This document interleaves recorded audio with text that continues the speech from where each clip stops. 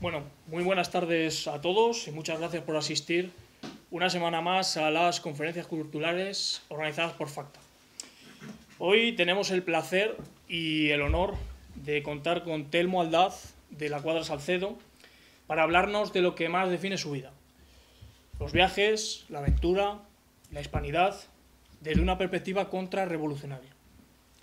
Navarro, abogado de formación, pero como su carta de presentación no se circunscribe a un moderno y simple currículum vitae de varios folios, como está tan de moda, y como lo bueno, si breve, dos veces bueno, diremos de Telmo que es marino, aventurero, carlista y antiguo.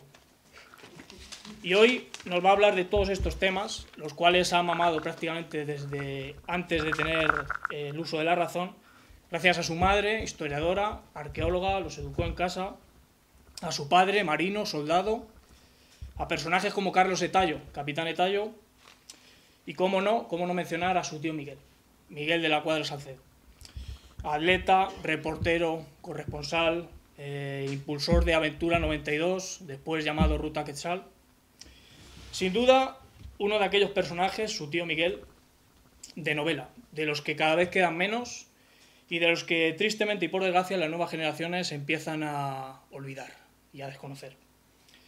Siendo fiel no a la adoración de las cenizas, sino a la transmisión del fuego, desde 2006 Telmo lleva a cabo la iniciativa España rumbo al sur, desde la que ahora nos hablará. Telmo es continuador de aquel ingente legado, de toda esa pléyade de conquistadores y misioneros con los que nuestra patria ha surtido al mundo. Yo no quiero robarle más tiempo y sí que pediría para él un fuerte aplauso.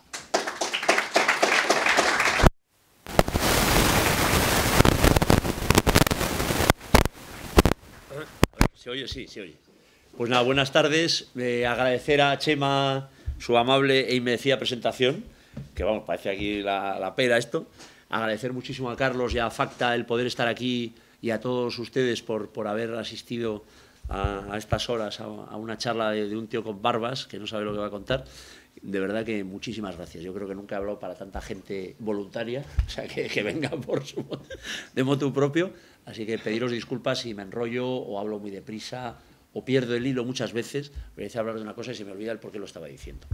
De verdad, gracias a Facta por este tipo de... no por esta, pero sí por todo lo que hacéis. Tuve la suerte de ver a Gonzalo, que yo le llamo Gonzalo de Toledo, el del Aullido del Lobo.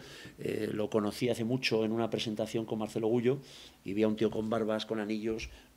Yo creía que aquello era todo lo contrario a lo que parecía, y cuando le empecé a oír hablar, pues me maravilló cómo hablaba una persona joven, una persona española, una persona hispana, de esa manera, con ese orgullo y sobre todo con esa solidez intelectual con la que decía las cosas. Para mí fue de verdad como una etapa en la vida, es decir, qué maravilla poder oír en una universidad española lo que se estuvo diciendo con Marcelo Gullo y con Gonzalo. Y después le seguí por internet y vi lo que era Facta y había una charla, estuve en esta misma sala de oyente y me encantó. Y luego tengo el orgullo de haberle conocido más, de entrevistas y de seguir la labor, que para mí es esencial. Yo creo que hay que tener ese espíritu que a mí me lo inculcaron y es lo que voy a intentar contaros aquí. No tengo más mérito que haber vivido mucho, porque ya iba para Mutilzarra, que eso en vasco es soltero viejo, ya me he casado, ya sé tarde, pero me casé, o sea, ya no soy Mutilzarra, ya soy solo Zarra, soy solo viejo. Y entonces, como dicen por ahí, más habla el diablo por viejo que por diablo, y entonces pues algo, con 50 y tantos años, pues tengo que contar. Poco, pero yo creo que, mira, mi madre, que ha hablado Chema, yo creo que el que olvida sus orígenes, mamá cuando se enfadaba con nosotros decía, quien lo suyo os parece bien merece, que quiere decir, no puedes renegar de lo que eres. En el fondo, todos somos hijos de nuestra historia, de nuestra raza, de nuestra gente, de nuestra estirpe, y cometeremos los mismos fallos porque va con la raza. A mí, que me gustan mucho los toros y los perros y el ganado y el campo, pues las personas somos entes bioespirituales, tenemos un alma, somos los destinados a gobernar todo esto, pero también tenemos mucho de especie, y entonces no podemos negar tampoco esa parte, esa raza que para unas cosas es muy buena y otras no tanto. Bueno, pues orgullosos de nuestro origen, orgullosos de lo que somos, y eso es lo que os vengo a contar un poco, sin ánimo de enrollarme mucho. O sea, ¿qué mérito puedo tener yo para hablarle a nadie? Decía Facundo Cabral, que era un cantautor hispanoamericano, que nadie es tan viejo para poderse permitir dar consejos, que rimaba, yo creo que quedaba bien en una canción y lo decía, pero es verdad. Yo creo que cuando más mayor uno se hace, cuanto más gente conoces, cuantas más cosas has hecho, te das cuenta que sabes menos, que eres pues más pequeño ante todo y que no eres digno de decirle a nadie lo que tiene que hacer o lo que tiene que dejar de hacer.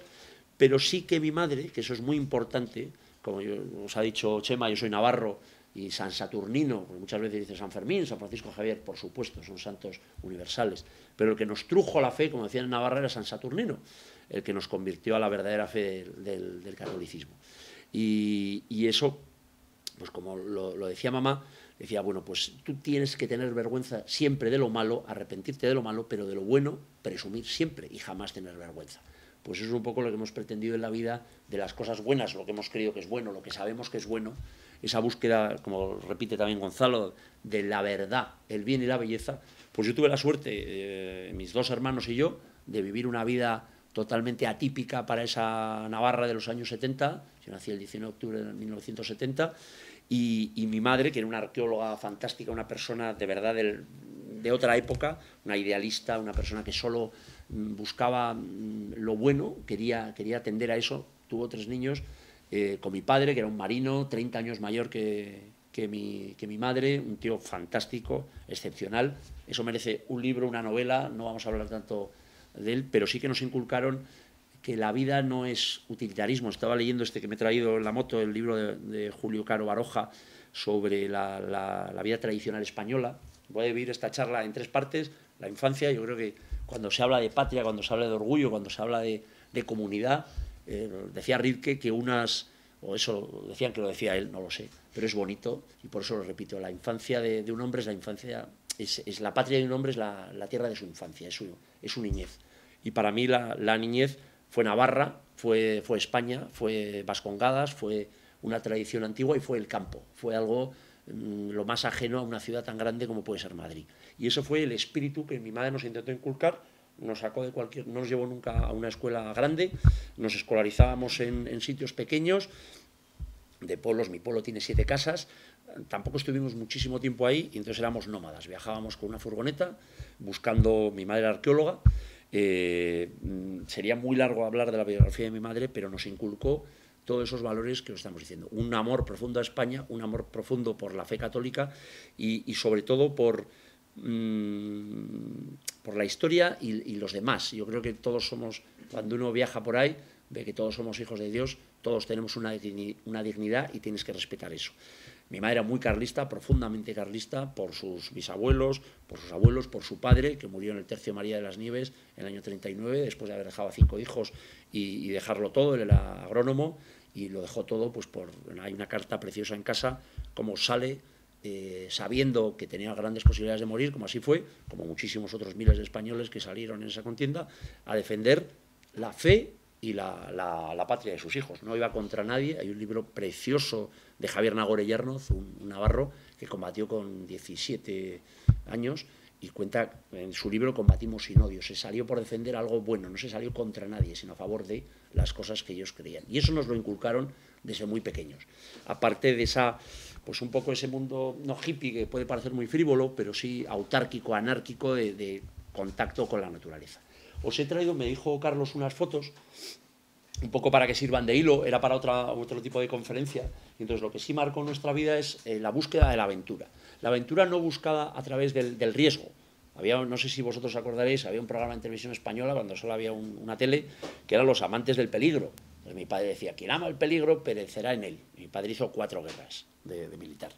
Y entonces decía, bueno, pues hay que tener cuidado. Y nosotros buscábamos un poco la épica de gente, de lo que para nosotros eran héroes, de lo que a mí me inculcaron como los grandes héroes de la infancia, que eran, pues, yo tengo esa iconografía a lo mejor de Zumalacárregui, de Don Carlos VII, de los almogávares, de esos navarros que conquistaron Duracho, de esa gente de la Edad Media, gente antigua, gente noble, que daba su vida por un fin más noble que uno mismo. Entonces, esa a lo mejor demasiada mistificación, que para mí sigue siendo muy bonita, nos criamos en una especie de burbuja. No sé si habéis visto Capitán Fantastic, que es una película de Viggo Mortensen, donde hay unos chicos que son criados en el monte como si fuesen... Nosotros éramos igual, pero carlistas, no maoístas, como los de la película. Y es verdad que nos educamos en la autarquía. Mi madre nos inculcó, y mi padre, que si no conoces el medio ambiente, si tú no sabes cazar... Muy gracioso, el otro día se lo decía uno, que mi hermano, que es un poco así más tío, muy buena gente, muy listo, me decía a una chavala que le gustaba, dice, bueno, ¿y ese novio que tienes? No sé qué, ¿sabe pescar? ¿Sabe cazar? Pues no, dice, pues no es tu novio, es tu amiga. Y entonces no hay por qué saber cazar y pescar para tener buenas virtudes. Pero es verdad que este mundo moderno, este mundo de lo útil, este mundo de ser, yo soy contestador de WhatsApp, de mails y cargador de cosas eléctricas, no hago otra cosa en todo el día. Y entonces, en este mundo que nos lleva hacia un mundo antinatural, nos educamos pues a pescar. Sabíamos cazar antes de tener uso de razón, nos íbamos al bosque, cortábamos árboles, luego venía el guarda y nos echaba la bronca, y éramos furtivos desde pequeños. Cuando tú conoces el campo, cuando conoces la tierra, cuando conoces la caza, no eres un depredador, no esquilmas nada, conservas, porque tú quieres seguir comiendo, tú tienes que comer todos los días. Y nos educaron a lo mejor en esa vida que a lo mejor se está perdiendo ahora. Nos daba igual que a mí nos dejaban en un monte y aparecíamos andando a los 3 días en Pamplona, y eso es así, porque era una cosa normal, lo hacía la gente, tú preguntabas, mirabas, y en el mundo, gracias a Dios, no vivimos solos. Entonces hay gente en cualquier sitio del mundo. Bueno, pues eso es lo que aprendimos nosotros de pequeños. Voy a poner aquí una foto de mi madre. Espérate, me han dicho aquí el informático, si yo aprieto aquí, a ver, sale, sí. Ole. Bueno, pues esta es mi hermana gemela y yo con mi madre. Era Ana María de la Cueva Salcedo y Rita Mascarua. Ella era mitad navarra, mitad vizcaína. Yo tengo un cuarterón vizcaíno. Somos navarros, vascos y españoles. Y así nos educaron pues como tiene que ser. Tuvimos esa gran suerte de tener a mi madre, como os he dicho, arqueóloga, investigadora. Nosotros, cuando me dijo Carlos y Chema esto, empecé a notar en esa patria de la infancia, que era lo que me marcaba en esta época de la vida, o sea, lo que pudimos aprender gracias a esta educación extraña, donde no fuimos a la escuela, donde, bueno, cualquier persona de Lanz, de Larraizar, de Almería, de Monreal, pues nos dirá, pero ¿cómo que no has ido a la escuela si has sido compañero mío? Hemos ido muy poquito, íbamos un mes en todo el año y luego no había el homeschooling y nos examinábamos. Sacaba unas notas horribles, luego gracias a la UNED y a todo eso acabé Derecho y estudié todo lo que tenía que estudiar, pero tuvimos una experiencia práctica que no se daba en ninguna escuela y mi madre sacrificó su vida por nosotros. Yo me acuerdo que se iba a ir al Congo a investigar unas excavaciones, iba a tener un puesto en el ministerio y lo dejó todo por educar a 3 hijos. Yo tengo ahora 3 hijos, he querido hacer lo mismo y no he podido, o sea, porque es duro y es un sacrificio. Aunque intento inculcarles eso, que no sé si es bueno o malo, pero es lo que vivimos. Y un poco la idea en esta etapa tan importante, yo creo que de todo hombre, que es la infancia, es cuando eres eterno. Yo no sé, cuando eres pequeño, nosotros viajábamos, entonces todo era maravilloso, o sea, daba igual, no tenías comida, la conseguías, no tenías gasolina, había alguien que te la dejaba, te ibas a los sitios, también era una España donde podías perderte. Mi madre nunca nos dijo, tener cuidado, no vayas a tal sitio, nadie te secuestraba. En las ciudades sí que teníamos más cuidado, pero lo demás era una vida salvaje absolutamente. Y entonces era un mundo como de bondad, de felicidad, donde te sientes eterno, la eternidad no te duele. Yo creo que cuando te vas haciendo mayor no entiendes lo eterno, la inmortalidad, y te vas haciendo como más cascarrabias, más reacio, y cuando eres eterno eres niño y eso te parece todo genial, y la vida eterna. Y entonces eso era un poco lo que... Y las ideas, apuntándolas en un esto, ¿qué puedo yo decir que era lo que...? Porque no puedo hablar de lo que no he vivido. Vengo aquí a soltaros un rollo de lo que yo he vivido y lo que creo que era bueno. También vivimos cosas malas, pero eso al final, la maravilla es que lo olvidas. Políticas, amenazas, rollos, pues al final eran cosas que se te va olvidando y se te queda lo bueno. Entonces, pues es fe, tradición, autarquía, romanticismo, idealismo, nómadas, antirrevolución. O sea, lo que sí nos metió mi madre, que era una persona que hablaba con todo el mundo, tenía amigos de todo tipo de ideología, jamás nos dijeron, esta persona es buena o mala por pensar así o asado, jamás, pero sí que nos dijeron, nos enseñaron lo que era la tradición de las Españas, la tradición antigua, el antiguo régimen, por decirlo de alguna manera. El mundo liberal para nosotros era una revolución era una revolución mala, era venir a cambiar las cosas para mal, y las cosas auténticas, el derecho natural, se estaba tergiversando y se estaba rompiendo como lo vemos ahora.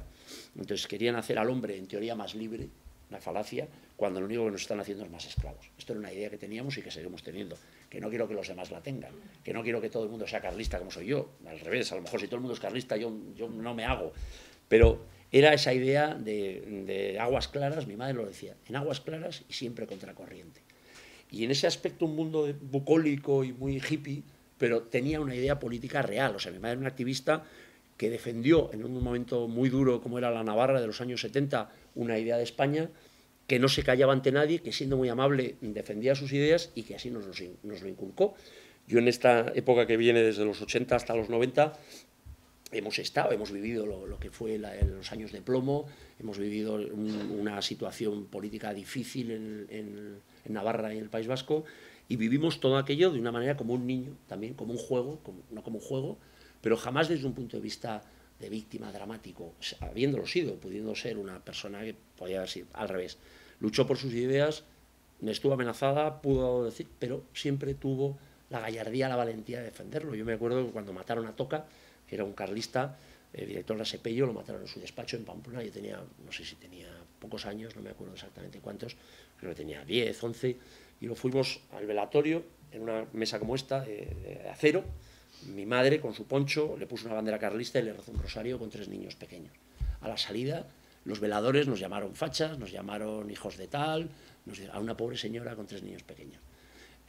Bueno, ladran, lo cabalgamos, nos da igual, pero esa historia de odio, esa historia de sinrazón, esa historia que ha sido realidad, hoy en día pues tenemos una serie de consecuencias de toda esa política. Luego esos mismos que nos insultaban, luego pedían manos blancas cuando aquello cambió un poquito y te pedían que fueses a las manifestaciones por una pseudodemocracia. Bueno, este tema. Pero a nosotros esa política jamás nos enturbió la tradición, lo que para nosotros fue el carlismo. Entonces íbamos, mamá por los pueblos iba buscando temas etnográficos, temas de... Bueno, este era mi padre, que era muy cazador, de ideas políticas en origen muy carlista, pero luego no. Es una historia, como os he dicho, muy larga de explicar, pero siempre tuvo un respeto, era una persona de honor, era un militar, era un buen español, un buen navarro, pero con ideas muy, muy diferentes a las de mi madre. Y en casa nos hablaba mucho de política. Yo me acuerdo cuando mamá ponía, porque éramos desde toda mi familia era muy germanófila. Mi bisabuelo estudió en Alemania, era psiquiatra, fue director de Cienpozuelos muchos años, hizo la tesis en Alemania. Entonces tenía el club de wagnerianos en Madrid a principios de siglo, y iban andando al Escorial, me acuerdo, fueron de los primeros que empezaron a esquiar aquí. Entonces ponía discos mi madre de Lili Marlene en esto. Yo me acuerdo de mi padre que pues, cogía el disco, lo tiraba, ¡pum!, y le pegaba un tiro en el balcón. Entonces no se hablaba más de política en casa, pero era una persona excepcional. Bueno, esta es un poco la vida que tuvimos. Mi padre era marino y tuvimos una imagen romántica del mar. O sea, para nosotros el mar desde pequeños era ese territorio inexpugnable. Yo creo que al que no le da miedo el mar es que es un tío o muy, muy valiente o un loco, porque el mar da miedo, da respeto. Y teníamos esa visión del mar, esa visión de Baroja. Desde muy pequeños nos hicieron leer a Baroja, ver un poco pues ese mar romántico, esa idea un poco pues bonita, desde un punto de vista a lo mejor muy cinematográfico, muy novelero, pero era lo que nos atraía, era la verdadera libertad. Nosotros, me acuerdo, nos fuimos en un barco mercante que llevaba plátanos a Canarias, y nos fuimos, antes se podía ir en los mercantes, te dejaban ir, pagabas un poco, y nos fuimos de pequeños, teníamos 7 años, yo me acuerdo, y nos fuimos a Canarias, que tampoco es pero en aquella época parecía que te ibas a la luna en un barco mercante de plátanos. Nos pareció como una novela de Graham Greene. Bueno, pues era un poco todo lo que habíamos vivido en esa época. Y esto lo que nos fue educando es en una etapa de la infancia donde, bueno, tú eres, pues bueno, protagonista de tu pequeña jurisdicción, de tu pequeña vida, y te vas formando como persona, con todos esos valores que os he comentado. Tuvimos la gran suerte de tener 2 padres excepcionales y ese soy yo de pequeño con la mochila de mi tío Miguel Cuadra Salcedo.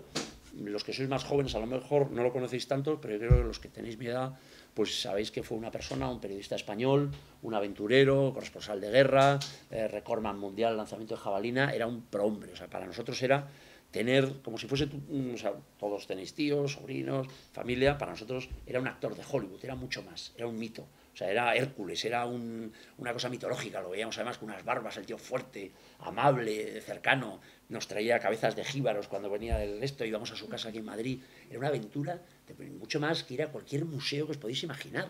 Entonces nos llevaba en unos coches, nos tiraba por unos puentes, era un showman además, era un tío que era muy empático, era una persona excepcional. Y lo veíamos, en Francia, estábamos en casa de mi abuela, y siempre eso nos maravillaba. Porque aparte de lo que ves en casa, muchas veces habrá pasado, si tenéis hijos, pues los hijos, tú eres su padre, tal, te admira mucho, pero siempre admira más a lo mejor al primo que viene de América o al otro, no sé qué. Pues nos pasaba un poco esa admiración muy, muy merecida que teníamos por mi tío.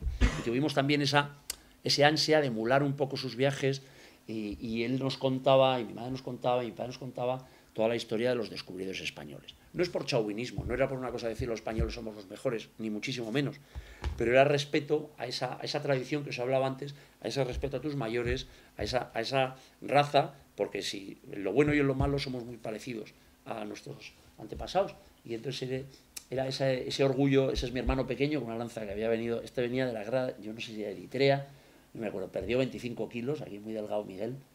Entonces esta era la figura un poco de Miguel. Nosotros, esta foto representa un poco ya la edad madura. Yo creo que en la vida nosotros estamos hace muchos años en África, y en África el tiempo es diferente. Las edades, o sea, jóvenes que aquí parecéis muy jóvenes, allá sois ya gente hecha y derecha, muy cercana a la media de vida que hay allá, de supervivencia. Entonces, en las tribus, por llamarlo tribus o pueblos indígenas de todo el mundo, los jóvenes van pasando etapas.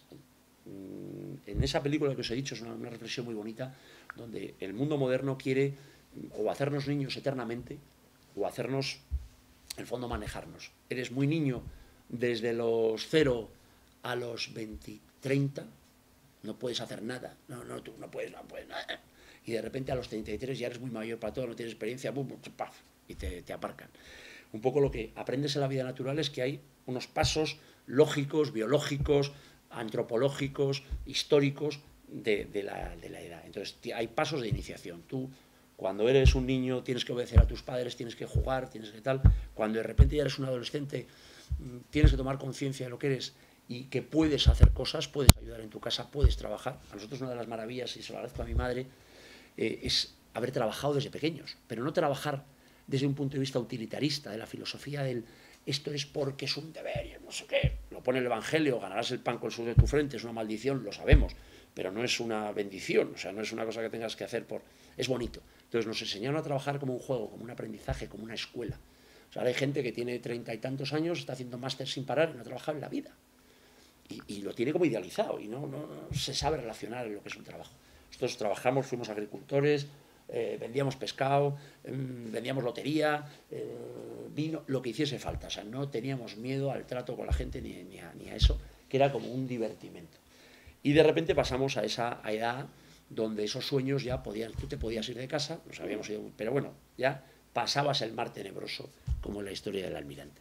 Y uno de nuestros iconos, de estos personajes que desde pequeño conocíamos, era Carlos Etayo Elizondo. Carlos Etayo Elizondo es uno de los mejores marinos que ha habido en la historia. Él es militar, marino militar, de profesión, de formación, navarro, cazador, íntimo amigo de mi padre y de Amadeo Marco, que Carlos Etayo es padrino de bautismo de mi hermana, y Amadeo Marco Micheta que fue muchos años, era un marino mercante muy bueno, presidente de la Diputación durante 40 años. Y era un cielo de persona, muy amenazado y un encanto. Y Carlos también. Bueno, pues Carlos Etayo en el año 62 hizo una reproducción, navarro, exacta, arqueológica, naval, del primer viaje del almirante Cristóbal Colón en descubrimiento con la más pequeña de las naves, que fue la Niña. Y entonces fue una locura. En el año 62 se hizo famosísimo, casi se ahogan todos, iban con los mismos medios, pero él se fijó en unos planos que hizo Fernández Duro para el cuarto centenario. Y esos planos eran erróneos, porque sabéis que las naves del quinto centenario, las de 1492, había unas descripciones por el diario de navegación, pero no había unos planos, no decían tantos metros de rasel, tantos metros de puntal, no, era todo muy aproximado. Y entonces el cuarto centenario hizo unas naves muy bonitas, pero que no funcionaban, que no eran marineras, y él, porque eran los únicos datos que tenía, y a partir de ahí se convirtió en el recordman mundial de millas recorridas en sus propias carabelas, y fue aprendiendo. Si tú tienes un arao o una escopeta que no tira, al final dice, oye, los antiguos tiraban a esta distancia. Aquí pone que tiraba 20 metros y tiraba tanto, y esta escopeta no tira nada. Entonces, él fue perfeccionando e investigando toda su vida. Hizo el Olatrán de San Lucas del año 65, volvió a cruzar el Atlántico, hizo otra en el año 70, y nosotros, porque era muy carlista, cuando no había imprentas de estas de ahora las cosas informáticas, era la cuatricomía. Era una familia fuerte, como dicen, de casa fuerte. Él se apuntó con 15 años a la guerra. Su padre, que era un militar del bando nacional, lo retiró varias veces y al final lo puso a conducir ambulancias porque él quería servir allá. Y era un personaje de novela, era un tío que era un bestia. Y entonces tenía una editorial, se arruinó varias veces con las carabelas, se arruinó totalmente, y con la editorial que se llama Sancho el Fuerte, y él pues hacía libros, lo repartía en las Javieradas, lo repartía en la Feria del Libro, lo repartía en todos los sitios, pues sobre temas, pues el peligro comunista, los protocolos, varias cosas que nosotros, era parte de nuestra infancia, repartíamos aquellos libros, los leíamos desde muy pequeños, y era un personaje verdaderamente genial. Había cazado por todo el mundo, íbamos a su casa de Carlos III, nos enseñaba antes no había los ordenadores, unas filminas, unas diapositivas, y para nosotros era la aventura auténtica. O sea, idealizamos de tal manera el descubrimiento de América, el primer viaje del almirante, la navegación en ese mar que teníamos ahí metido en la cabeza, y a Etayo, que lo veíamos, pues que íbamos a los actos carlistas en Poblet, en Montserrat, en Montejurra, con mi madre, en Ixúsquiza, lo veíamos siempre como un personaje de novela que iba con su pistola, estaba muy amenazado, y decía, estos chicos en el año 92 van a venir conmigo. En ese momento, el año 1992, nos parecía, vamos, como si hicimos ahora el 3000, o sea, llegará aquello, no sé. Y de repente llegó el 92, gracias a mi hermana, que hizo de secretaria suya, que era su ahijada, durante todo un año consiguiendo patrocinadores, ya no tenía un duro, bueno, aquello era una cosa de novela, y nos dijo, estos chicos, tal, que parece que están fuertes, que vengan a ser parte de la tripulación. Y junto con 18 personas tuvimos el honor de 1992, esa famosa fecha del descubrimiento de América, eso que fue una de esto. Nosotros ya habíamos ido con mi tío, al cumplir 16, 17 años, como monitores en la ruta Quetzal. No sé si sabéis, eran jóvenes iberoamericanos, españoles y de todo el mundo, iban a América buscando la ruta de Cortés, del Almirante, de Alvarado, de prohombres españoles, y con profesores. Era una universidad flotante. Y nosotros fuimos allá, yo fui queda muy bonito el currículum, jefe de logística, y yo iba de porteador, vamos. Entonces cargando cosas. Estaba fuerte en ese momento y tenía ilusión. Y claro, para nosotros, de ver a esa figura mitológica que era mi tío, y de repente dijimos, pero que se va con unos niños a enseñarles América, porque esto ¿cómo va a ser? Es como una degradación. Y entonces tuvimos la suerte de ir con él, ya se había muerto nuestro padre, y mi tío dijo, no, que vengan estos chavales, tal, que están fuertes. Hicimos las pruebas para formar parte del equipo, nos hizo 1000 perrerías, estábamos muy fuertes y pasamos. Y luego, hombre, también éramos sus sobrinos, no nos iba a dejar fuera, yo también soy muy conocido, o sea, está bien. Luego tuvimos que trabajar, yo no he trabajado más en mi vida que allá, tenía que demostrar aquello. Y descubrimos una auténtica maravilla. Primero todavía no habíamos ido con Etayo, esto fue en el año 90, descubrimos América como lo hicieron los antiguos españoles. Primero con libros, con ideales, con principios, que eso es fundamental. Y ahí comprendes, porque lo has estudiado y lo estudias arqueológicamente, históricamente, historiográficamente, que España no fue a llevarse absolutamente nada. Fue a proclamar el Evangelio, porque era un deber. Desde que Santiago se le aparece a la Virgen María en Zaragoza y se quería ir de este pueblo de salvajes, dijo, yo aquí no hago nada, me voy a otro lado. Le dijo, tú te quedas aquí, edificas una iglesia en mi nombre y conviertes a esta gente. Bueno, pues la divina providencia hizo que ese pueblo llevase la luz de Roma, la luz del Evangelio, que es lo más importante, y la civilización a estos pueblos, que jamás fue impuesta, porque nosotros lo hemos comprobado. Yo creo que la empírica, yo os puedo contar cómo se sube al Everest, o me podéis contar vuestras especialidades, pero si no lo vives es muy difícil interiorizarlo y aprenderlo. Pues nosotros lo aprendimos, convivimos con los pueblos indígenas, estuvimos en sus playas, pasamos el calor, fuimos a hablar con los misioneros, nos enseñaron las traducciones que hicieron los jesuitas de todas las lenguas, mucho antes que los ingleses y tuviesen ningún diccionario de su lengua, Nebrija, 300 o 200 y pico años antes teníamos un diccionario español. Y llevamos lo mejor, porque cuando dicen esa leyenda mentirosa, que llevamos allá presos y gente de mal vivir, de ninguna manera, ya fue lo más granado.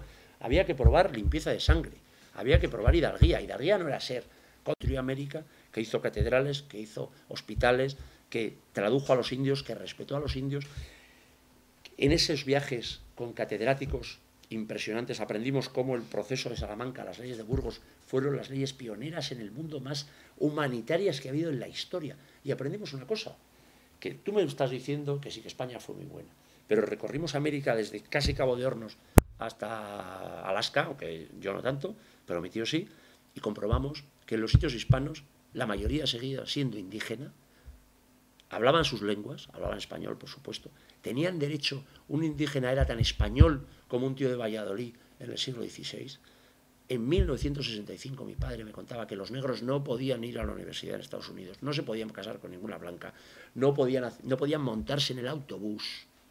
En 1965-1970, lo que dicen que es la mejor democracia del mundo y más avanzada, y España teníamos que estar avergonzados, pues porque llevamos lo mejor que teníamos y la mejor gente, y allá se quedó. Entonces nosotros comprobamos esa labor titánica y maravillosa, que hoy se me ha olvidado un libro de Loomis, que era un americano, que empezó a amar a España porque convivió, pues, leía los versos de Walt Whitman, le gustaba el mundo de la naturaleza, y se fue a vivir con los indígenas americanos en California. Y los indios americanos hablaban español, los antiguos. El famoso Jerónimo era un indio que estaba cristianizado y tenía un nombre cristiano y hablaba español. Y los estos le tenían que traducir del español al inglés. Bueno, pues él se volvió muy hispanista, es uno de los mejores, Charles F. Loomis, y tenía un libro precioso de cómo hablaba de esa gesta en gente que nosotros, gracias a Tallo, gracias a mi tío, pudimos constatar de una manera empírica de esa cuando uno habla de, ahora mismo está de moda, o no sé si de moda, pero entre más gente que antes, la labor de España en América y en todo el mundo, y nosotros lo hemos comprobado porque navegamos con Tallo, a ver si por aquí hay más fotos. Bueno, esto es el régimen de vientos, tenía unas teorías preciosas sobre el primer viaje del descubrimiento, que ahora sería muy largo explicaros, pero como hay la teoría del piloto anónimo, sabéis que yo como navarro, todo el mundo se dice pues que Colón era gallego, que era judío, que era no sé qué. Bueno, pues hay una teoría que era hijo del príncipe de Viana y de una mallorquina, porque él estuvo recluido, porque tuvo guerras con su padre y lo recluyeron en Menorca, y allá conoció a Colón. Carlos Bert se llama el libro de Carlos Bert, que tiene una tesis doctoral estupenda y lo documenta de una manera maravillosa. Y entonces cuenta cómo era hijo del príncipe de Viana, el almirante. Bueno, entonces hay una cosa que es la teoría del piloto anónimo. Sabéis que el almirante Colón llega en una barca con su hermano diciendo que había tenido una pelea con unos piratas, una batalla naval, y aparece en Lisboa, que en ese momento dominaba toda la costa de África, era una potencia brutal marítima.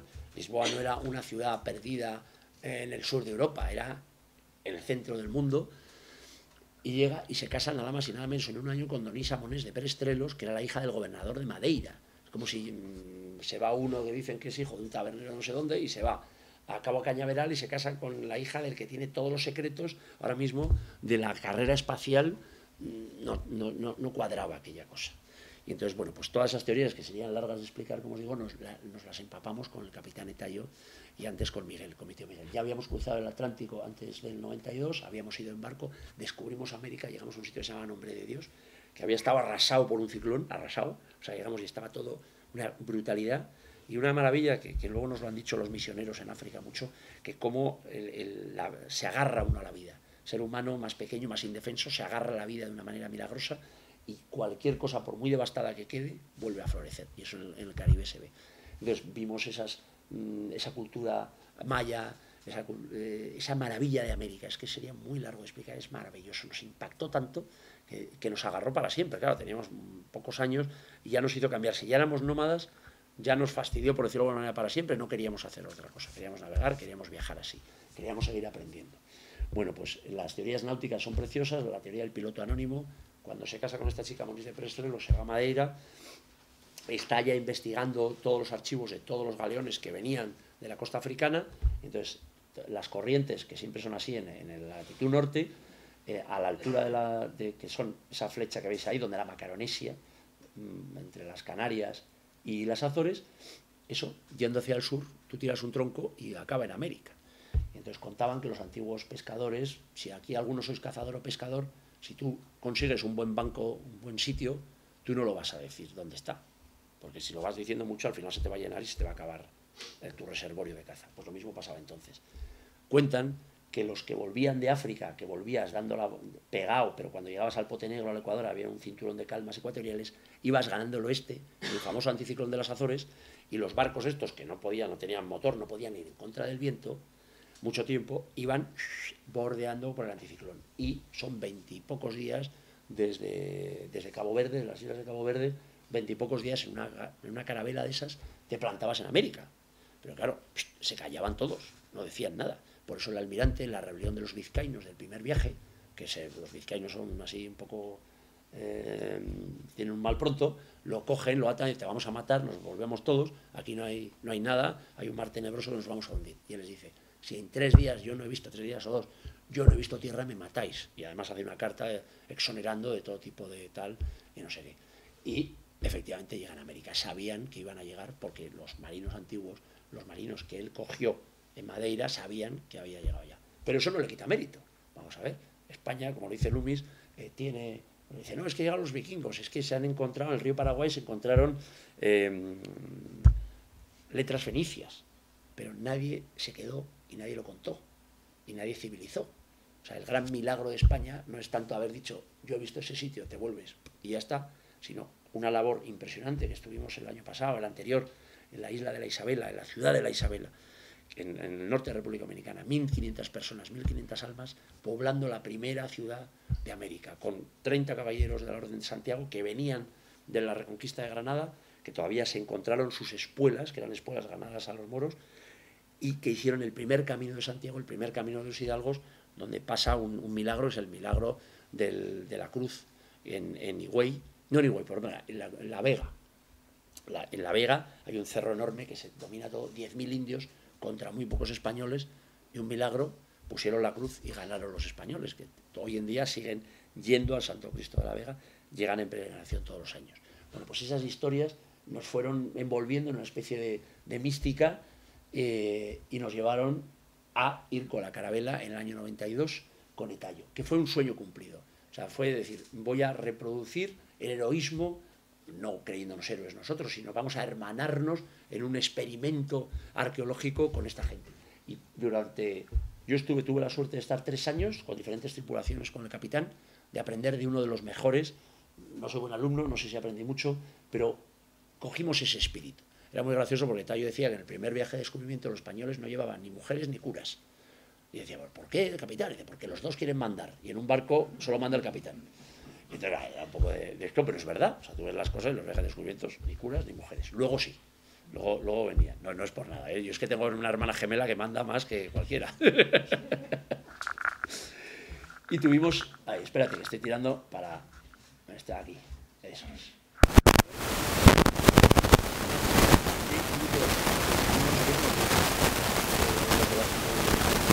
De Alba patrocinaba también parte del asunto.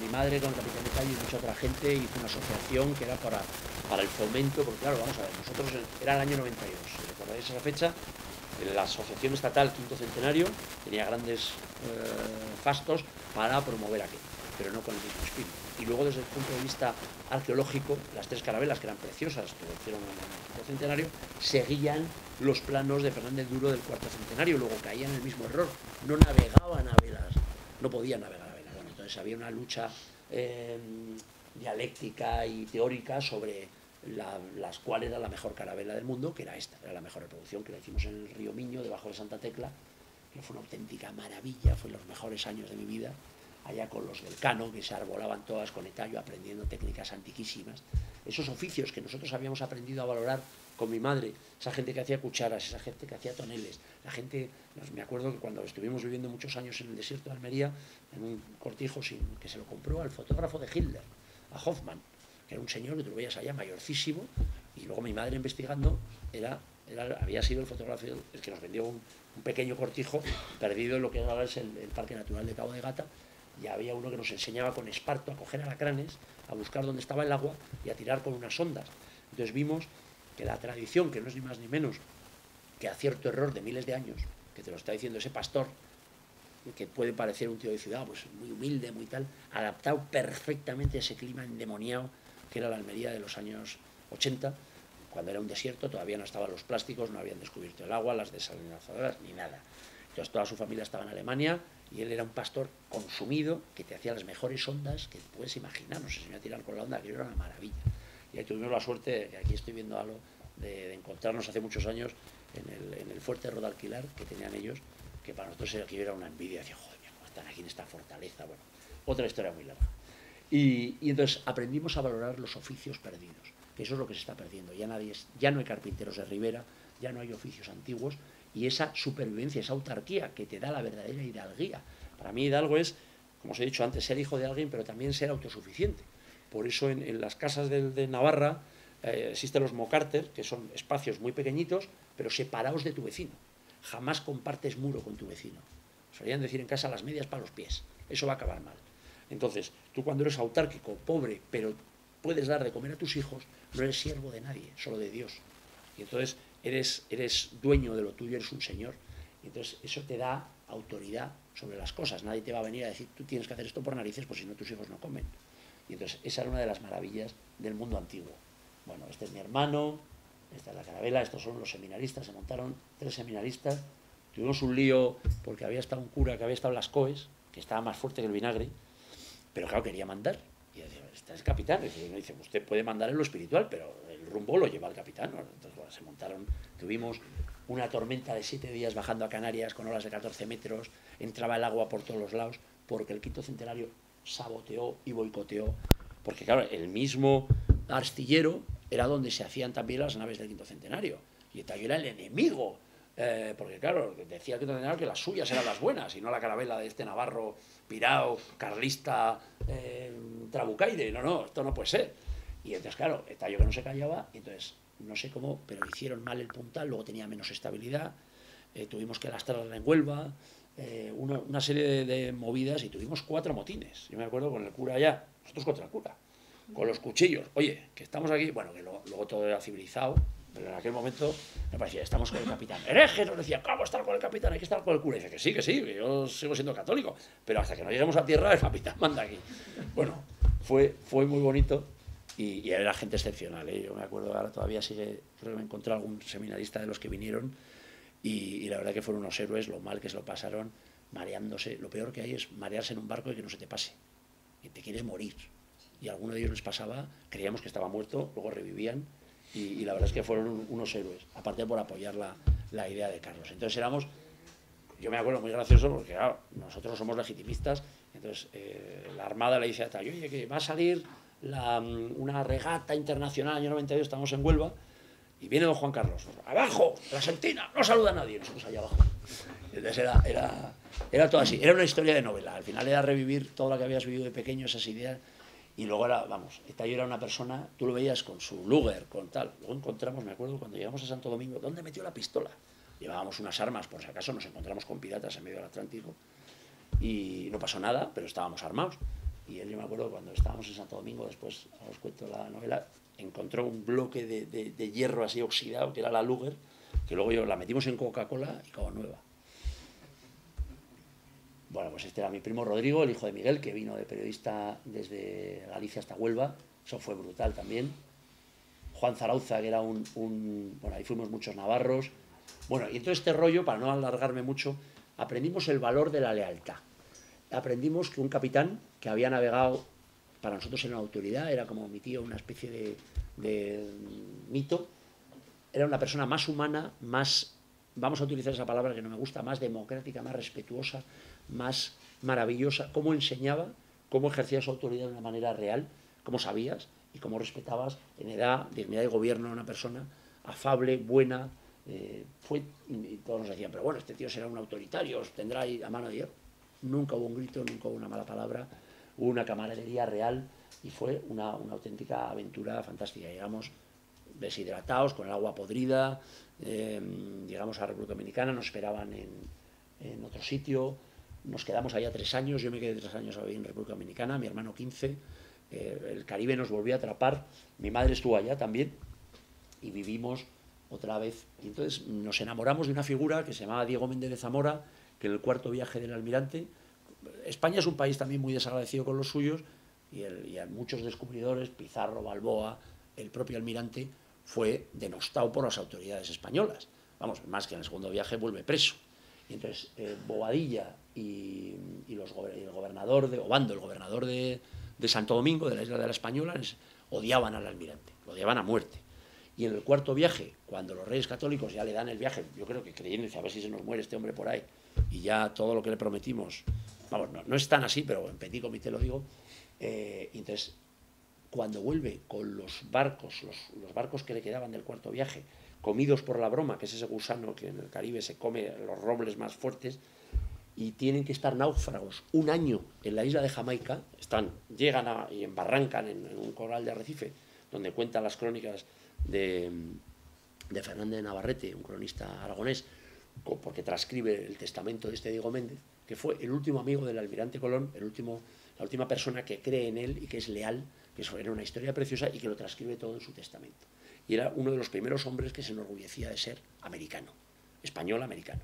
Y entonces era una maravilla, era un poco, resumía toda la esencia de lo que nosotros estábamos buscando. Hizo una gesta que, según Fernández de Navarrete, era la mayor hazaña en la historia de la navegación, que era cruzar desde el Caribe, con los indígenas taínos y caribes, en una canoa cuando se quedan náufragos en estas playas. Dice que estábamos a un tiro de flecha, o sea, que nos podían haber matado los indios ahí durante todo el año, que es una historia preciosa, el famoso caso del eclipse, bueno, una maravilla. Y este Diego Méndez se hace hermano del cacique Ameiró, le deja una canoa y Colón dice, en esa canoa tienes que ir a la Española a pedir ayuda porque nos morimos aquí. O sea, aquí alguno se va a pasar aquí con alguno y nos van a matar. Y entonces, gracias a este Diego Méndez y a 4 indígenas taínos, pasan en 4 intentos una chulada, remando contra viento y corriente, y llegan a Santo Domingo, Obando apresa a Diego Méndez. Este se escapa, se va a ver cuando estaba guerreando con Anacaona, con una historia preciosa. Y es el primer testimonio de una expedición conjunta y en plena colaboración entre un pueblo indígena y españoles. Entonces dijimos, tenemos que hacerla. Y ya me obsesionó con esto. Ya no quedan indios en el Caribe por múltiples cosas, que eso también da para otra gran charla. Y nos fuimos gracias a un hermano jesuita, el hermano Corta, que vivía con los indígenas maquiritares. Había uno que era Antonio Núñez Jiménez, que fue un ministro con Castro, que él hizo una canoa para demostrar cómo las tribus, toda la cultura taína se había formado hace 3000 años por las migraciones que hubo con esas pequeñas canoas por el arco de las Antillas y generaron la cultura taína y caribe, y la sangre, esa raza que hablaba antes, sigue en las selvas de Venezuela. Y siguen conservando la misma técnica de construcción de estas canoas. Entonces, hablé con un amigo de mi tío que se llama Charles Brewer Carías, que es un naturalista venezolano impresionante, el que descubrió todos los tepuis. Nos fuimos a hablar con estos indios, me fui yo solo, con la edad de estos chavales, me perdí, casi me muero. Fue una chulada hablar con estos indios, con esa tribu. A ver, todos tenemos la imagen de una tribu perdida, alejada, pero claro, el motor ha hecho mucho daño. La aculturación, la globalización ha hecho daño o no, pero se ha introducido. Y llegamos a un sitio casi salvaje, donde había este jesuita que quería defender a estos indígenas de esa aculturación, porque ya llegaban mineros, garimpeiros, gente a lo mejor no de lo más excelso de nuestra civilización, y corrompía a estos indios, y abandonaban sus costumbres, y abandonaban sus ideales, y se corrompían, se alcoholizaban, se perdía todo eso. Y entonces hablamos con ellos, hicimos un convenio, hicimos una canoa, exactamente igual que la que hizo Diego Méndez, y nos la fuimos llevando, a ver si están las fotos por aquí, yo creo que del rollo que os estoy metiendo, esto es afrisado, a ver,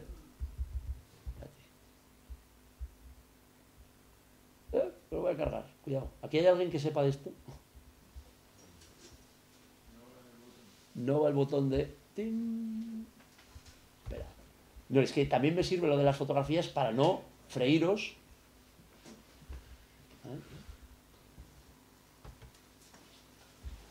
Eso es. Bueno, República Dominicana, nosotros hicimos en Jamaica hicimos en la selva de Venezuela la canoa con los mismos medios. Teníamos un cámara de mi tío porque todo se rodaba en Betacam. Del sitio donde estábamos acampados en el río había 4 horas andando por la selva cada día con machete hasta donde hacíamos la canoa, que era un árbol cortado, y allá mismo hacía la canoa. Era una técnica hace 6.000 años, con los yecuona, que quiere decir el pueblo el hombre del palo en el agua.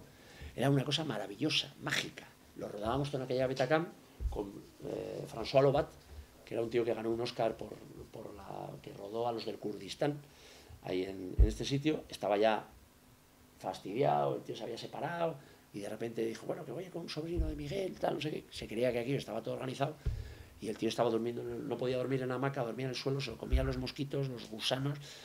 Creo que fue la peor experiencia de su vida, y en una de estas se cayó con la cámara, con toda la grabación maravillosa de cómo hacía la canoa, y se perdió esas imágenes para siempre. Pero bueno, él, gracias a Dios, no se murió. Lo llevamos a Caracas en una canoa y luego en un avión, cuando llegó a Ciudad Bolívar, y ahí se cogió una enfermedad tropical, pero revivió, pero perdimos las imágenes. Tenemos fotos, que esto es como hacer la canoa, con las mismas técnicas de hace 6.000 años, que son una cosa impresionante. Imaginaos 1.000 y pico kilos, una ceiba de estas enormes, corta hacha. Esto era EPC, que nos alquilamos una Betacam que valía un dineral. Para hacer todo esto pedí un crédito en base a unos terrenos que me había dejado mi padre a la Caja de Arros de Navarra, yo diciendo, esto luego se lo vendo a Arguiñano, que tenía esto, porque había una cosa de pelota, y de, bueno, esto, bueno, recupero toda la pasta. Aquello fue, luego es otra cosa, me tuve que ir a Mauritania en un avión, y estuvimos 3 años, y ahí pude pagar el crédito de aquello. Lo pusieron, hicimos un documental, y esto fue lo más bonito, fue aparecer de repente un día y encontrarnos una canoa de la nada. Este era el Curatagüillo, que luego fue jesuita, se hizo jesuita en Caracas. Este nos decían que tenía 100 y pico años. Yo creo que databan un poco raro, pero estaba mayor. Y entonces vinieron 10 indígenas, igual que Diego Méndez, porque Diego Méndez era con 10 indígenas hasta ahí, nosotros fuimos con 10 indígenas yecuanas, que eran descendientes y guardaban todavía en sus leyendas que toda esa historia de los que habían poblado estas islas. Este es mi hermano, yo y los indígenas. Bueno, y esto ya remando. Nos fuimos intentando recuperar los mismos medios, claro, llevábamos camisas, llevábamos cosas que no eran del siglo XV, llevábamos una brújula moderna, pero los remos eran los que se llevaba. Y como no se fiaban de nosotros al principio, lo hicieron la popa, si veis, la popa cuadrada, porque ya se había introducido el motor. Y entonces se dice, uy, estos blancos van a venir aquí, tal, nos van a dejar la canoa y nos va a servir para nada con 2 popas como las antiguas. Y entonces, joder, eso fue un disgusto, porque nos fuimos a Ciudad Bolívar, volvimos y ya nos habían cortado la popa. Y toda hecha a hacha y a machete, ¿eh? No había ahí nada, motosierra ni nada. Y ¿Cuántos días que hicieron? Fuimos navegando desde Santana Bay. ¿Qué está? Está en el norte, mira, te lo voy a decir aquí, ya verás. En Jamaica, el norte de Jamaica. Nosotros llevamos la canoa remando por el río Caura hasta Ciudad Bolívar. Desde allá en camión hasta La Guaira, que nos la partieron. Ya no tenía dinero, solo teníamos los billetes comprados para irnos de Caracas a tal. Conseguimos que Charles Bergoch Carías, con un español que era del ejército venezolano, esto era con Carlos Andrés Pérez, antes de Chávez, diese el pasaporte venezolano a estos indígenas, porque los indígenas, o sea, los venezolanos decían que esos eran indios y que no eran venezolanos.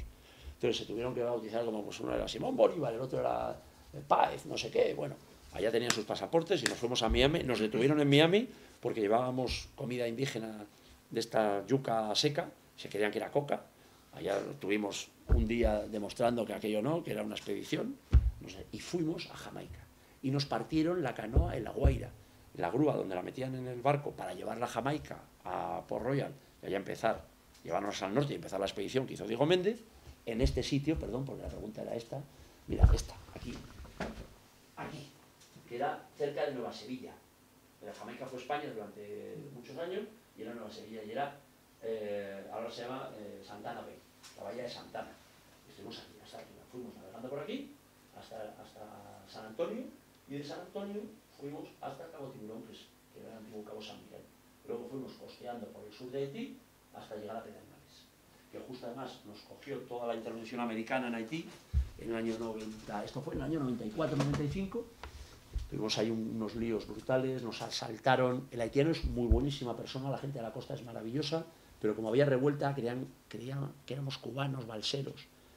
Entonces, bueno, aquello fue un desastre, nos robaron los pasaportes, nos robaron todo lo que teníamos, y entonces nos apresaron los dominicanos. Al llegar a Pedernales, pues digo, estos tíos, pasaportes, hablábamos español, cubanos, a presos. Claro, perdimos 20 kilos, no comimos absolutamente nada salvo lo que nos daban los pobres haitianos, nos lo pasamos mal. O sea, aquí se habían muerto, en la expedición primera se habían muerto 5 personas. Entonces, gracias a Dios, no nos murimos ninguno. Fue lo más duro que he hecho en mi vida, fue decir, ¿qué narices hago yo aquí? Todos con hipotermia todas las noches. Nos tocó una cola de ciclón Marilyn, me acuerdo, porque era en época de huracanes. Bueno, fue una locura y gracias a Dios, mira, esta era la canoa como aparecía en la selva y nos la teníamos que llevar. Y tuvimos que cortar como una especie, cortábamos los árboles, los poníamos así y la íbamos arrastrando con cuerdas. La íbamos frenando o la íbamos subiendo. Fue precioso, nos picó todo tipo de bicho. Y esto es bajando el río ya. Nos encontrábamos con esa gente que subía a las misiones. Bueno, y esta era la isla, esto ya era en Santana Bay. Había el embajador español que fue un encanto, nos ayudó en todo. Y ya no teníamos un duro, nos habían roto la canoa. Y dije, joder, ¿qué hacemos? Los indios no se preocuparon, la ataron así, móntala, llévatela para Jamaica. Y gracias a este español, que estaba haciendo un trabajo, este militar, con la armada jamaicana, nos dejaron en Port Royal, que es precioso, no sé si habéis estado, en todo esto ya es el norte. Nos dejaron un sitio, los indígenas, con 2 clavos, 2 chapas y 2 alambres, unieron aquello, le pusieron brea y no volvió a entrar agua nunca por allá.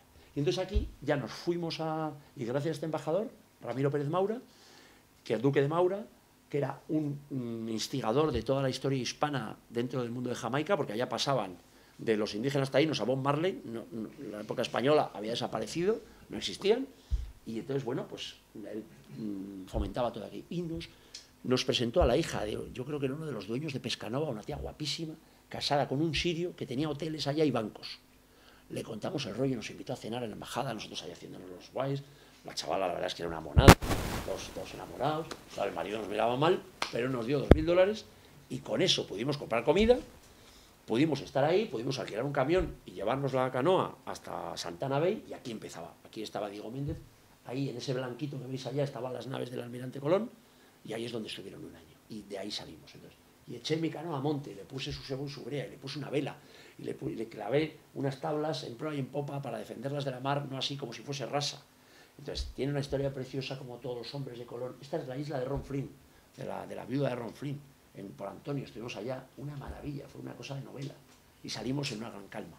Y plugo a Dios que vino, y salimos. Entonces, seguíamos el diario de Diego Méndez, que fue una maravilla. Bueno, esto era ya desesperados, remando como podíamos, pasando el estrecho, que fueron 3 días y 3 noches, lo que es el estrecho a la isla de Navassa. No pudimos entrar en Navassa por el temporal. Y llegamos, gracias a Dios, esto es Cabo San Miguel, desesperados, habíamos perdido 13 kilos, 20 kilos cada uno, una locura, pero llegamos, gracias a Dios. Y entonces esto era la cola del ciclón Marilyn, que no nos cogió. Pues este es Gonzalo, que fue un tío, este era de origen alemán, Lugmus, que era un ornitólogo muy bueno, que vino a España, se casó con una santanderina, y este es su nieto. Entonces nos lo encontramos en la selva.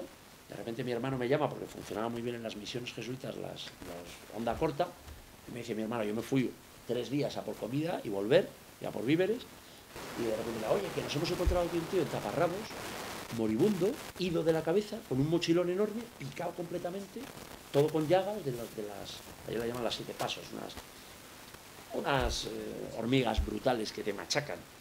El tío tenía malaria, estaba fatal.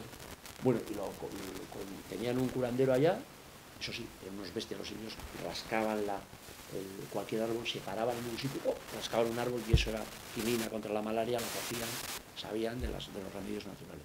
Y lo sacaron adelante. Y el tío, como un masái antiguo, como un agradecimiento, como un solduri, dijo, me habéis salvado la vida. No le habíamos salvado la vida, pero era lo más parecido. Y dijo, le encantó el tema, venía de estar esclavo con los Yanomamis, él se ofrecía, porque era la única manera de estar con estas tribus antiguas, de esclavo, sirviente, lo peor, estaba allá, y lo abandonaron cuando escogió la malaria, ya la nave ya no sirve para nada, lo dejaron. Esa es un poco su cultura y ya está. Y consiguió reptar por la selva y encontrarnos, y entonces este tío dijo, me voy con vosotros, os debo tal. Y este señor, que aquí lo veis, me ha salvado la vida un par de veces. O sea que también la providencia lo puso ahí, y fue una maravilla, fue uno de mis grandes amigos, Gonzalo Pérez del Castillo, Lugmus, y fue la verdad es que un bestial marino, de esos que te recuerda a esa raza de españoles que leías en los libros y que luego lo compruebas. Es un poco lo que... Mira, este era Goyo Bastidas Agarzazu, un guipuzcoano que ahora está de capitán en unos gaseros brutales por el Pacífico, y este tenía aquí 17 años. Se tuvo que emancipar para que le diesen el pasaporte y poder seguir con nosotros. Pero un marino estuvimos, en su club de remo, estuvimos entrenando un año remando. Este era un macarra, era el pequeño del jefe indio, era buena gente, pero le pegamos unas broncas en narices. Esto es cruzando el estrecho, esto es Cabo San Miguel. La verdad es que los haitianos se portaron con nosotros de maravilla y bueno, sobrevivimos gracias a esto, es la de Conflín. Y llegamos donde llega Diego Méndez, que es un lago, el lago Enriquillo, a 40 metros por debajo del nivel del mar, un sitio precioso donde se encuentra con la cacica Anacaona y con toda esa historia preciosa de las luchas en República Dominicana, que es una historia aparte, con los Roldán, también hubo líos entre españoles. Era una historia apasionante que no os puedo contar ahora porque no era caso. Y ese es el cacique Enriquillo, que era un poco el respeto a ese mundo indígena. Yo creo que cuando tienes un adversario tienes que ver la nobleza en él y si tienes reconocerla y el valor. Y el cacique Enriquillo fue uno de los más valientes indígenas americanos, taínos, que no era una lucha, sino bueno, era porque dentro de esos españoles había bandos, nosotros somos muy banderizos, y los Roldán, que eran tela, se fueron allá y entonces pelearon en Barahona con estos caciques que eran los del sur, estos se enfadaron y claro, ya montaron la zapatilla esta. Y era un poco con el cacique Curatahuillu, que era la parte de la expedición, la última canoa, como homenaje y respeto a esos pueblos antiguos indígenas que al final se mestizaron, se unieron con lo que era España. Y esa es la bandera que nos dio esto. Y luego vinimos a España, los trajimos a España, no habían estado nunca en una ciudad, no se habían montado en un coche en la vida, era una cosa como de estas de película, y lo llevamos a ver a mi tío. Este se ponía uno de los grandes, la corona de uno de los grandes caciques del Amazonas, que él conocía, hablaba su lengua, entonces fue una cosa muy bonita, aquí en su casa de Madrid, que dos personas de esa entidad, además que ellos se conocían, pues se conocieron ahí, y eso fue un día muy bonito. Todo esto era antes con Ruta Quetzal, esto es el río Uxumacinta, esa parte, ese paso de la edad, de la infancia a la edad madura, la vivimos con mi tío y con el Tallo, que es lo que estaba contando. Esto es la Ruta Quetzal, que para nosotros fue una aventura increíble, con unos valores estupendos. Esto es el año 94, cuando estaba yo preparando lo de la canoa, pero me fui al río Paraguay, yo creo que aquí alguien ha hablado. Esto es dos barcos, subimos hasta Corumbá y desde allá a Puerto Suárez y bajamos, ahí vimos, porque venía con nosotros un austríaco que estaba midiendo la finca más grande del mundo, que es Puerto Casado. La finca de los Casados es más grande que Dinamarca, y era de un español. Nos dijo que porque ahí hay un árbol que lo muelen, y entonces era una industria pues, más que la del caucho entonces, y era una maravilla. Paraguay para nosotros fue una auténtica maravilla. Esta foto con mi tío en el río Uxumacinta, frontera entre México, íbamos a entrar en la zona de Chiapas con él. Y luego, para contaros otra etapa de mi vida, nosotros hicimos el año 92, fuimos con la carabela, fue un sueño cumplido, o sea, el haber emulado a estos descubridores españoles, en haber tenido esa experiencia empírica que tuvimos, para nosotros fue ser un personaje de novela, o sea, estábamos viviendo esas novelas, esas crónicas de Indias, y para nosotros fue un sueño cumplido. ¿Qué pasa? Que en todos esos sitios hay gentes, hay personas, y lo que aprendimos gracias a mi tío, gracias a mi madre, que nos inculcó pues a leer todas las memorias y la historia de San Francisco Javier, patrón de los misioneros. En Navarra todo el mundo tiene un tío, un amigo, alguien que está en las misiones y que es, pues, en el fondo, heredero de San Francisco Javier. Y nos encontramos con esos misioneros que eran los que te enseñaban realmente cómo era ese país. No eras un turista, no eras un comerciante, eras una persona que te interesabas por esa cultura. Y nos acogían, pues como se acogen a los peregrinos, siempre en unas misiones, con gente siempre, monjas españolas, monjas navarras, padres, curas, en todos los sitios, y era una bendición. O sea, tú estabas mal en cualquier sitio, decías, ¿dónde hay la misión católica? Allá me voy, te daban un plato de comida, te acogían, te dejaban un suelo, te dejaban lo mejor que tenían. Entonces era siempre como un refugio en sitios muy hostiles. Y eso lo aprendimos, y lo aprendimos a valorar desde muy pequeños. Y cuando vuelvo de América, bueno, pues luego nos fuimos, esto fue la carabela, estuvimos 3 años, hicimos la Vuelta de la Mina, aquí hay un pariente mío, Moncada, con sus tíos, hicimos en el año 98 la Vuelta de la Mina, toda esa, para demostrar esa teoría del piloto anónimo que os hemos contado. Al final fueron 3 años en la carabela, y entre tanto, para pagar el crédito de la canoa, me tuve que ir a coincidir, hicimos una caravana, yo y mucha gente más, de ayuda humanitaria a Bosnia, en el año 93, nos fuimos allá con unos navarros que nos dejaron harina, nos dejaron todo lo que nos pedían. Aquello y el mundo de la cooperación fue un poco shock, porque había un cura croata, los croatas a los católicos, y decía, estos son los buenos, vamos para allá. Luego vi que en una guerra, por supuesto que hay un ideal, por supuesto que siempre hay un ideal bueno, pero luego la gente pues es como es. Y en las guerras, pues son guerras, y la gente se mata. Y entonces vas muy idealista, de una manera muy idealista. Ahí estaba Pérez Reverte, me acuerdo, en Split, que él subía a Mostar con los BMR del ejército español.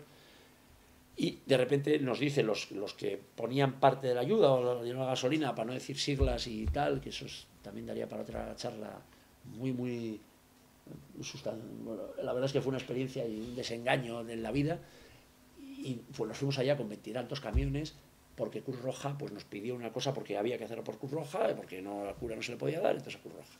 Llegamos allá, no había nadie de Cruz Roja estaba cerrado.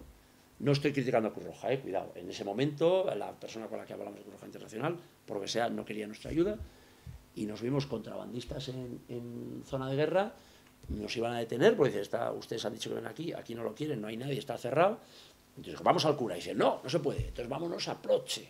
Y nos fuimos, estuvimos con el destacamento español, con los legionarios españoles ahí, que era un Profor, creo, el nombre que tenían los militares en ese momento. Nos acogieron allá, una maravilla, y lo llevamos a Ploche, que eran unas naves inmensas, como 10 Bernabéus juntos, donde se acumulaba toda la ayuda que daba la ONU, Estados Unidos y todo el mundo para la guerra, en teoría. Y nosotros dijimos, os lo tenemos que dar aquí, vale.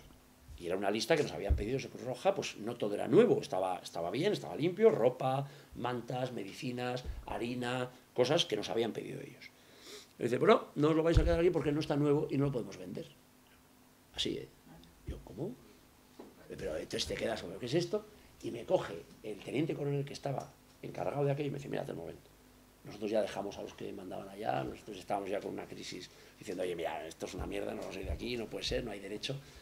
Y nos fuimos allá. Y en estos hangares como de Indiana Jones, de película de Indiana Jones, entre millones de sacos, de cajas, llegamos a unas cajas inmensas de madera, de estas de película, apiladas, coge una uña de estas, la abre, y eran Mercedes 500, los más altos de gama, y dice, mira, el turco, no sé si era turco o griego, que es el director de esto, lo vende a los contrabandistas de tal, vende toda esta ayuda, la vende, y le pagan en Mercedes, que los pasa por la frontera de no sé por dónde, y le pone un coche así, y eso me lo está diciendo un oficial del ejército de España.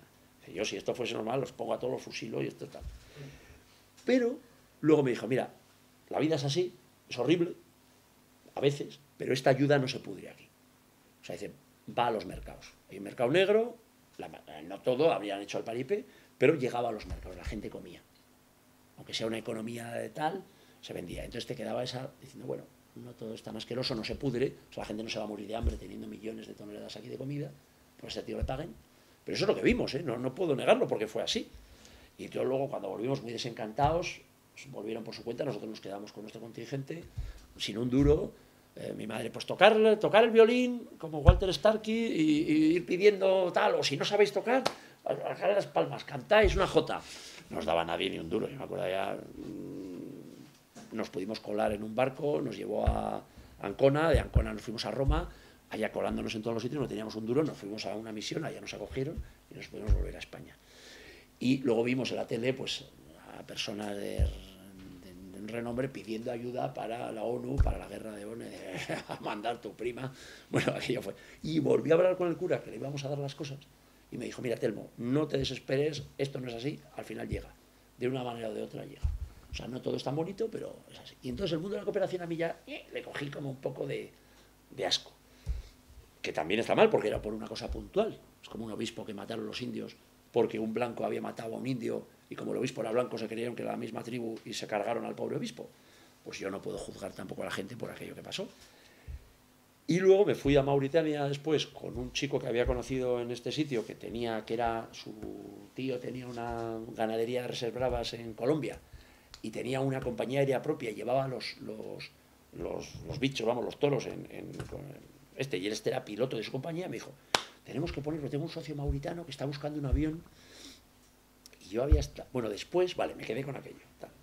Y el año 97 yo me fui a la guerra del Zaire, también con una cosa de ayuda, estuvimos allá con los carmelitas, en busca de un jesuita, nos embarcamos, no sé si hay fotos por aquí del Zaire, este no era el Zaire, bueno, para no contaros todo el rollo de la guerra, conseguimos un avión, nos fuimos a Mauritania, estuvimos un año, creamos una compañía aérea y traíamos pescado fresco, que fue una chulada. Fue entonces cuando, bueno, no os voy a dar todo, toda esta experiencia que tuvimos, toda esta locura, que ahora es muy larga de explicar y yo no sé resumir, no me ha dado Dios el don del resumen, pero sí nos curtió de alguna manera para conocer a gente excepcional, a gente buena, sobre todo esos misioneros. Entonces me reconcilié con la cooperación, porque nosotros cuando estábamos en Nouakchott, allá no, es una república islámica, yo desde luego a los pueblos islámicos les tengo mucho respeto, soy muy gitano, en el sentido, si me han tratado bien, yo tengo un buen recuerdo.